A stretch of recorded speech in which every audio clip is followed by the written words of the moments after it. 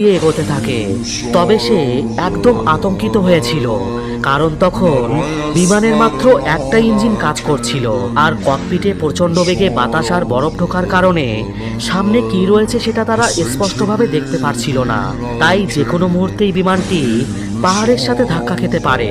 এদিকে শহরের সব মানুষ ওই প্লেনের খারাপ অবস্থার কথা জেনে যায়, আর ওই বিমানে থাকা যাত্রীদের আত্মীয় স্বজনরা এয়ারপোর্টে এসে খোঁজ খবর নিতে থাকে। অন্যদিকে বিমানের ভিতরে যাত্রীরা ধীরে ধীরে তাদের ধৈর্য হারিয়ে ফেলতে শুরু করে।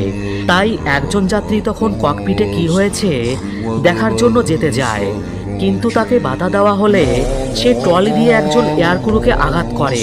তখন বিমান তার সামনে এসে দাঁড়ায় আর বলে, যা কিছুই হয়ে যাক, এখন তাদের পাইলটের ওপর পুরোপুরি ভরসা রেখে নিজেদেরকে শান্ত রাখতে হবে।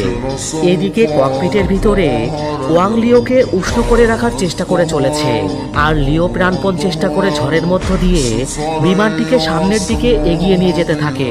অন্যদিকে লিওর ওয়াইফ তাদের মেয়ের জন্মদিনের জন্য খাবার তৈরি করছিল। ঠিক তখনই সে লিওর বিপদে পড়ার খবরটা জানতে পারে, কিন্তু সে বিচলিত না হয়ে তাদের মেয়েকে সান্ত্বনা দিতে থাকে। এদিকে প্লেনের ভিতরে লিও আস্তে আস্তে বেহুশ হয়ে যেতে শুরু করে, আর সে দেখতে পায় সে তার মেয়ের জন্মদিনে কেক কাটছে। কিন্তু তখন ওয়াং লিওকে জাগিয়ে দেয়। এরপর লিও ওই কালো মেঘের মধ্য দিয়ে সঠিক রাস্তা খুঁজে বের করে বিমানটি চালিয়ে নিয়ে যেতে থাকে। অন্যদিকে কন্ট্রোল রুমে সবাই রাডারে দেখতে পায় প্লেনটি পাহাড়ের ফাঁক ফোকর দিয়ে আর কালো মেঘের ঝড়ের মধ্য দিয়ে সামনে এগোচ্ছে। এদিকে তখন বিমানের ভিতরের পরিস্থিতি আরো বেশি খারাপ হয়ে যায়। প্রচন্ড ঝাঁকুনিতে ওপরে থাকা লাগেজগুলো যাত্রীদের গায়ে পড়তে শুরু করে। এদিকে নিচে সবাই ভগবানের কাছে প্রার্থনা করছিল, কিন্তু হঠাৎই বিমানটি রাডার থেকে অদৃশ্য হয়ে যায়।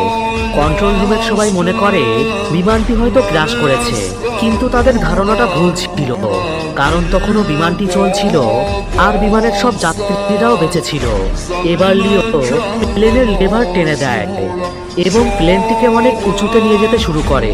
তবে এতে করে বিমানের ভিতরের কম্পন আরো বেড়ে যায় এবং পরিস্থিতি ক্রমশ আরো খারাপ হতে থাকে।